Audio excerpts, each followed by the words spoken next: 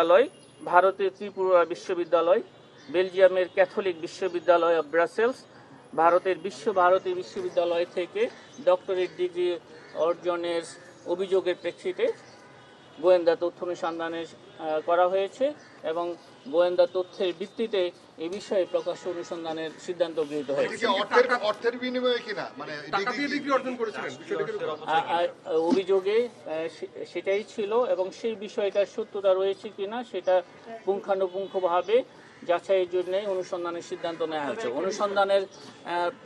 আমাদেরকে অনুসন্ধানের কাজটা করতে দেন, অনুসন্ধান শেষে যে ফলাফল আসবে, যে তথ্য উঠে আসবে, সেটা আপনাদেরকে অবহিত করা হবে। কত টাকা নষ্টের অভিযোগ আছে? কত টাকা নষ্টের অভিযোগ আছে?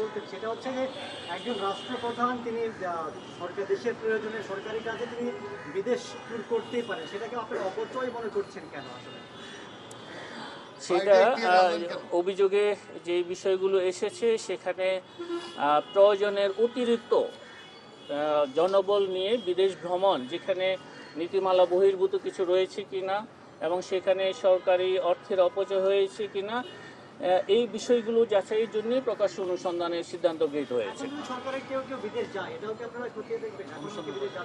হ্যাঁ, যদি এই ধরনের অভিযোগ আমরা পেয়ে থাকি এবং অবশ্যই সেটা যাচাই করা হবে, সেটা প্রয়োজন ছিল কিনা সেই বিদেশ ভ্রমণের এবং সেটা নীতিমালা অনুযায়ী হয়েছে কিনা, সেই প্রত্যেকটা জিনিসই পুঙ্খানুপুঙ্খভাবে দেখা হবে।